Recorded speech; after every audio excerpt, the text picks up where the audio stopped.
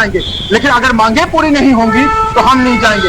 यहाँ तो इतना कर दो कि जो salary mid day meal cook लेता है, मालिकम चौकीदार लेता है, पीएचई डिलीवरी लेते हैं, पीडीजी लेते हैं, ये सैलरियां लेने चाहिए वो डिपार्टमेंट के लोग जो आज पक्के बैठे, उनकी सैलरी इनको मिलनी चाहिए। फिर जाके एहसास होगा कि वो कितना पैसे में कैसे घर चलाते हैं, कितनी मुश्किलातें आती हैं। और हमारी जो आगे की रणनीति वो यही रहेगी कि हम लोगों ने जम्मू के अंदर आंदोलन होगा एक बड़ा, और उसके बाद जम्मू 15 अगस्त के बाद दिल्ली में जो है जंतर मंतर या रामलीला ग्राउंड जहां भी परमिशन मिलेगी वहां जन सैलाब के रूप में जम्मू कश्मीर की तरफ से एक बहुत बड़ा प्रोटेस्ट होगा, बहुत बड़ी रैली होगी, और यही चीज बोली जाएगी कि जम्मू कश्मीर के लोगों के साथ आखिर कब तक अन्याय होता रहेगा, कब तक उनके साथ भेदभाव होता रहेगा, कब तक डेली वेजर 25-25, 30-30 साल के बाद बिना पैसों के घर जाएंगे, जो अपनी जान गंवाएंगे, जो अपने बच्चों का भविष्य गंवाते रहेंगे आखिर।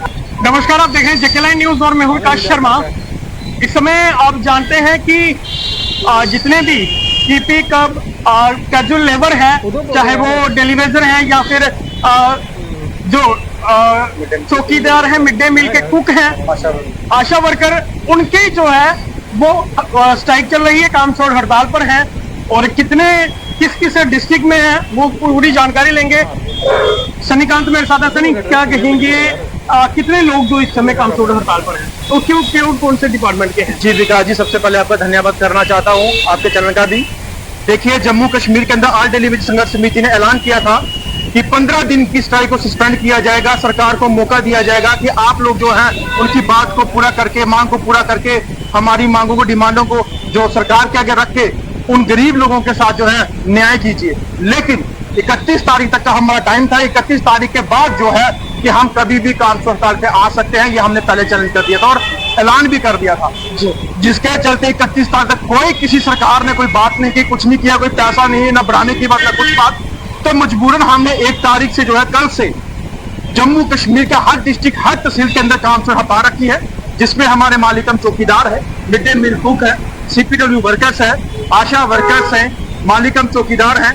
फिर उसके बाद हमारे कुछ और भी जो साथी हमारे डिपार्टमेंट जो जुड़े हुए हैं, कहीं कहीं पे उनका भी जो है आज असर दिखने को मिल रहा है। लेकिन टोटल 10 डाउन स्ट्राइक जो है मिड डे मील कुक, आशा वर्कर्स, हमारी सीपीडब्ल्यू वर्कर्स, मालिकम चौकीदार की प्रॉपर स्ट्राइक। और जो भी साथी हमारे साथ देश देना चाहता हो आगे आने वाले दिनों में, क्योंकि इस स्ट्राइक को बड़े पैमाने पर लिया जाएगा। और हमारे कुछ एजुकेशन डिपार्टमेंट के टीचर जो हमारे मिड डे मील कुक को परेशान या हरास कर रहे हैं, वो ये चीज सोच लें कि अपनी मांगों के लिए, अधिकार के लिए बात कर रहे हैं। आपको 1.5 लाख रुपए तनख्वाह है, 2.5 लाख रुपए है, उनके लिए 30 रुपया रोज का है, वो भी प्रॉपर नहीं मिलता। आप उनको ना परेशान करें, ना दुखी करें, और 200 रुपया सफाई करने वालों को मिलता है, ये बहुत अन्याय है। और मालिकम चौकीदार को पिछले 22 साल से पैसा ही नहीं मिला, और जिन लैंड ओनर्स ने जमीनें दी हैं उनको अपना हक ही नहीं मिला। तो मुझे बताइए, आप उनको हरास करोगे तो मजबूरन हमें जो है ह्यूमन राइट की तरफ से कोर्ट के थ्रू मुझे एक्शन लेना पड़ेगा और उनके खिलाफ कार्रवाई करवानी पड़ेगी जो गरीबों के ऊपर आज हरासमेंट करने की बात कर रहे हैं। और यहाँ से उनको ये हमें बोलने के लिए आता है कि आप हमें कुछ ना लेटर लिख के दीजिए। मैं कौन होता हूँ गवर्नमेंट को लेटर लिखने को? जेडीयू क्यों देगा टीचरों को लेटर कि काम बंद होना चाहिए, या सीओ क्यों देगा काम बंद होना चाहिए?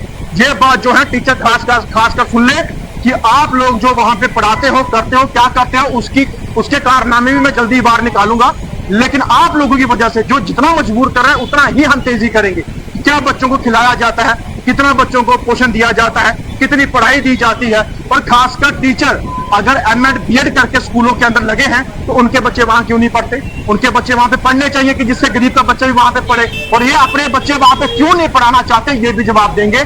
ये मैं खुद फिर आप मजबूरन अपना जो है वह कार्रवाई करवाने के लिए मैं विदिन 2 डेज जो है वो मैं कोर्ट के थ्रू करवाने की तैयारी कर। बिल्कुल, लगातार स्ट्राइक चल रही है, लेकिन टीचरों का नहीं बनता। टीचरों को चाहिए कि अगर टीचर अच्छी सैलरी ले रहे हैं तो उन्हें जो है अपने कुक या अपने पीएन जो है उनका साथ देना चाहिए, बल्कि खुद रिकमेंड करके सरकार को लिखना चाहिए ये हमारे पास इतने समय से काम कर रहा है और इतने से इतने बजे तक काम करता है, तो इसका मानदेय जो है, इसकी सैलरी जो है वो होनी चाहिए। और आप लगातार फ्री का काम भी करवा रहे हैं और हरास भी कर रहे हैं। अच्छा सनी, आगे की रणनीति क्या है?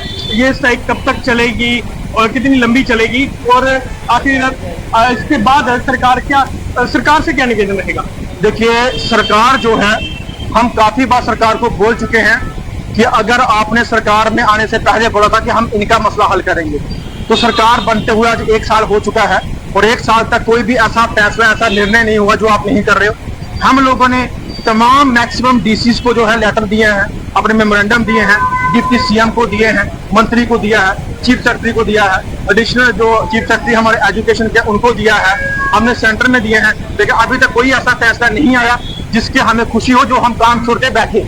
अगर काम छोड़ हड़ताल बैठे तो हमारे मांगों के लिए बैठे, हमारी मांगे पूरी हो जाए हम अपने काम में चले जाएंगे, क्यों हम रोडों पे बाहर आएंगे। लेकिन अगर मांगे पूरी नहीं होंगी तो हम नहीं जाएंगे।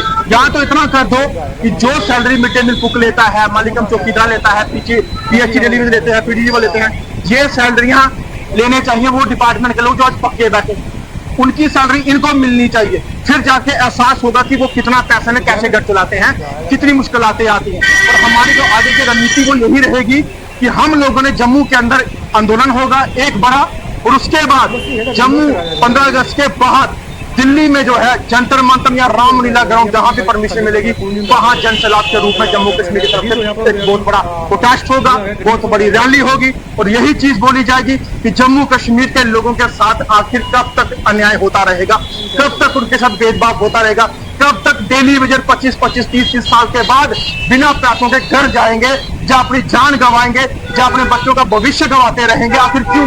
और जम्मू कश्मीर की वो जनता जो डेली वेजेस के साथ जुड़ी है वो भी उनका साथ दे, क्योंकि इनकी फैमिली आज उस कगार पे पहुंच चुकी है, या तो जहर खाने के लिए मजबूर हो चुकी है, या तो अपने जीवन को किस कगार पे खड़ा कर दिया है कि हम नौकरी करें, जहां हम कहां जाएं, या बच्चे पालें, या घर पालें, या परिवार पालें, या समाज में रहें, क्या करें। और इसके लिए सरकार अगर नहीं सोचती, सरकार जिस वजह से इनसे वोट लेकर सरकार बनाती है उसके बाद अनदेखा करती है, ये सरकार को भी सोचना चाहिए कि अगर आप इनके साथ ऐसा कर रहे हो तो सरकार में बैठने का भी आपको अधिकार नहीं है।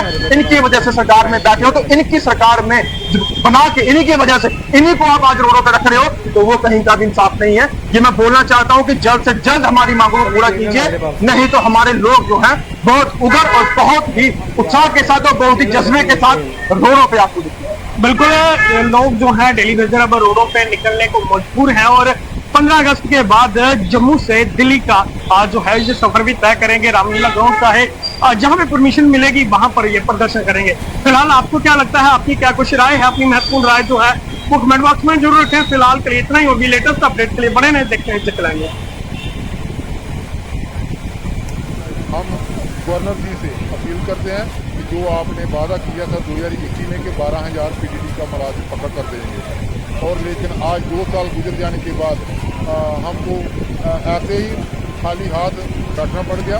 और जो ये कहते हैं कि उसमें हमारे जम्मू रीजन के 5,000 हैं और 7,000 कश्मीर के हैं, और हम नहीं चाहते थे इस वक्त जो समय है वो समय ठीक नहीं है हमारा हड़ताल करने का। आपको ये हाथ में कैसे लगी? मेरे को हाथ, मैं ट्रांसफार्मर की रिपेयरिंग कर रहा था और मेरे को आज हाथ दिखाई थोड़ा सा। हाँ ये काम करने वाले खराब हो जाती है, तो जो है इस तरह से काम करते हैं, करंट लगने से आपका हाथ को ये हाँ हमारा जल गया हाथ, फ्लैश जली थी। हमने डिपार्टमेंट ने कुछ नहीं दिया। हमारे जो जूनियर इंजीनियर थे उसने हमको 2,000 रुपये दिया था, पता नहीं उसने बेचारे ने अपनी जेब से दिए या कहाँ से दिया। जब किसी डेली वेजर की डेथ हो जाती है तब को कोई एक्स ग्राशिया जो है डिपार्टमेंट की तरफ से दिया जाता है या प्रशासन की तरफ से?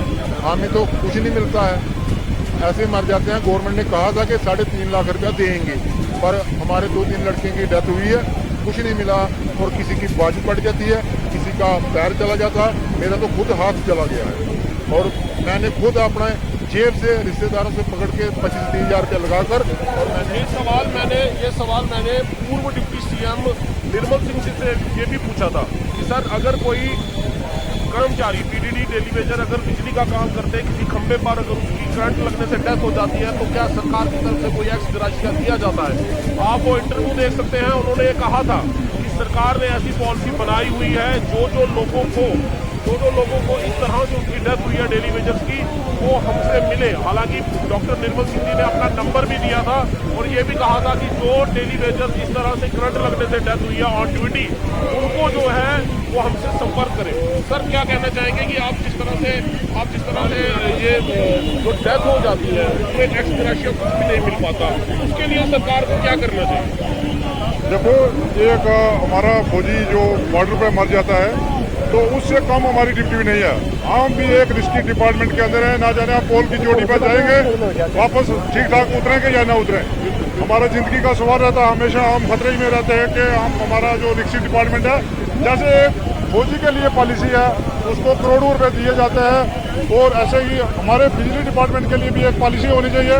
जब हमारा कोई साथी एक्सीडेंट होकर डेथ हो जाता है या अपाहिज हो जाता है, उसके लिए भी कम से कम 30, 40, 50 लाख रुपया या SRO 43 में नौकरी दी जाए, या उसको उसका क्लेम दिया जाए, ताकि उसके बीवी बच्चे आने वाले टाइम में परिवार को अच्छे तरीके से। मैं आपको एक तस्वीर दिखाना चाहता हूं, और ये तस्वीर देखकर भी अगर प्रशासन के लोगों को अगर थोड़ी सी भी अगर शर्म हो तो आप देखिए।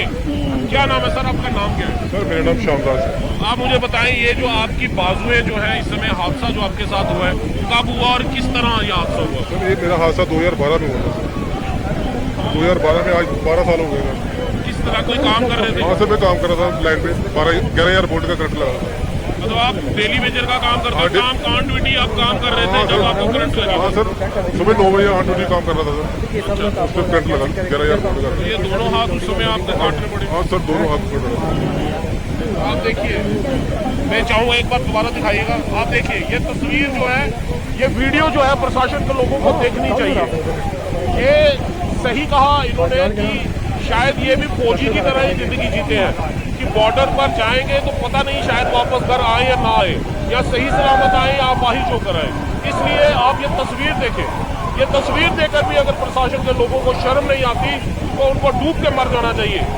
ऐसे लोग वो काम करते करते जिनके हाथ तक कट चुके हैं, कुछ नहीं मिला सरकार की तरफ कुछ से। नहीं मिला सरकार के तरफ सर। 12 साल हो गए सर दर बदर होते सर। एक कम से कम एक बंदे को तो परमानेंट नौकरी देनी चाहिए थी, और मेरे नाम काट के मिस्त्री का नाम रखा डेली वेजर। कम से कम उसको तो पक्का कर दो सर, कम से कम घर तो चले। आपकी जगह आपकी बीवी को जो डेली वेजर की नौकरी दे दी, लेकिन आपको ये पैसा वैसा कुछ नहीं दिया गया? सर कुछ नहीं। 1 लाख। आपके कितने बच्चे हैं? सर 3 बच्चे, 1 लड़की 2 लड़कियां सर। कैसे पढ़ते हैं, कैसे हो? बस सर पढ़ रहे कर रहे गुजारा सर। पूरा गुजारा 9,000 डेली वेजर? क्या गुजारा तो नहीं होता सर, क्या अपनी बात देख के ही करना पड़ता, गुजारा क्या करना सर। तो आप क्या कर सकते हैं आज की डेट में? आप क्या कर रहे हैं? सर मैं किसी पे डिपेंड हूँ सर, दूसरे पे डिपेंड हूँ सर। कोई खाना खिलाएगा तो खाऊंगा, पानी पिलाएगा तो पियूंगा सर। मैं खुद डिपेंड हूँ किसी को। आप देखिए, इंसान नौकरी करता है अपना फ्यूचर बनाने के लिए, अपनी जिंदगी संवारने के लिए, अपने परिवार को संवारने के लिए, लेकिन पीडीडी की डेली वेजर कोई शराब से ये कम नौकरी नहीं है। ये डेली वेजर का जो शराब, यही सबसे बड़ा शराब जो है इन लोगों की जिंदगियों में लगा हुआ है, और इस शराब के कारण कई लोग अपनी जिंदगी जो है वो खो चुके हैं, और कई लोग अपने हाथ तक खो चुके हैं। लेकिन प्रशासन 1 रुपया भी देकर जो है वो राजी नहीं है। फिर सवाल वही, डॉक्टर निर्मल सिंह जी ने ये सवाल का उत्तर दिया था मेरे को, और उन्होंने कहा था कि जो लोग इस तरह की हैं, सरकार पॉलिसी बनाई जा रही है सरकार की तरफ से, और वो लोग हमसे कांटेक्ट करें, भाजपा पार्टी से कांटेक्ट करें, हम उनको जो है पूरी सपोर्ट करेंगे उनका एक्स ग्राशिया दिखाने के लिए। मैं निर्मल सिंह उनके पास भी गया था सर। पहले तो उन्होंने मेरा कंडीशन देके बोला कि आपके साथ बेइंसाफी हुई है।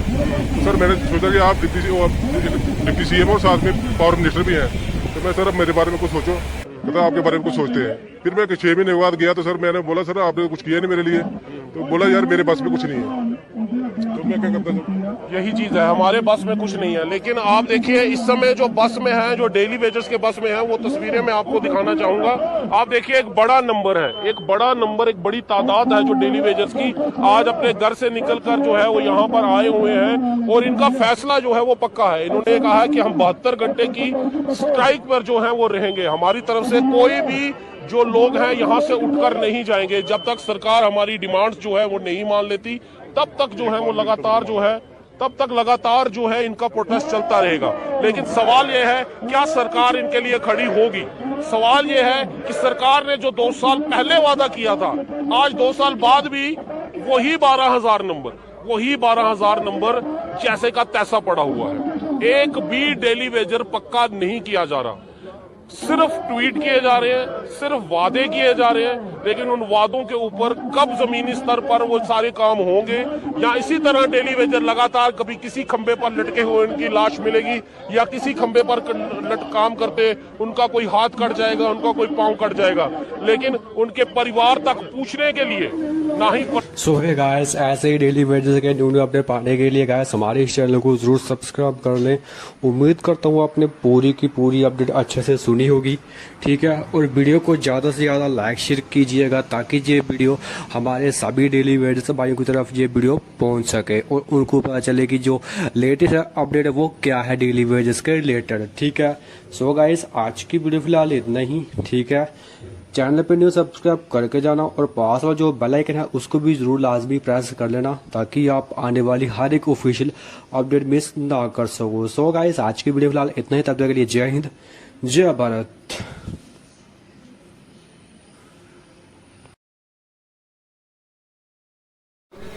सो है गाइस दोबारा याद कर चुका है कोई न्यू फ्रेश अपडेट के साथ। चैनल पर चैनल को सब्सक्राइब करके प्रेस उसका जो बेल आइकन है उसे प्रेस कर लो ताकि आप आने वाले हर एक न्यू फ्रेश अपडेट को मिस ना कर सको। 24,900 24,900 कौन है 24,900 24,900 कसम से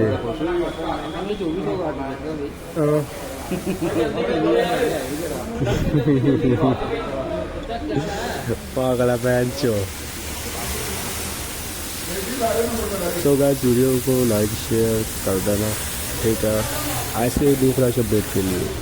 सो गाइस मैं मिलता हूँ कोई न्यू फ्रेश अपडेट के साथ। अपने के लिए ध्यान रखिए अपना, चैनल पे बने रहे। इंस्टाग्राम आई डी का लिंक आपको वीडियो के नीचे देखने को मिल जाएगा, आप जाकर मैं कुछ इंस्टाग्राम पे फॉलो कर सकते हो। तो गाइस आज की वीडियो फिलहाल इतना ही, तब तक के लिए जय हिंद जय भारत।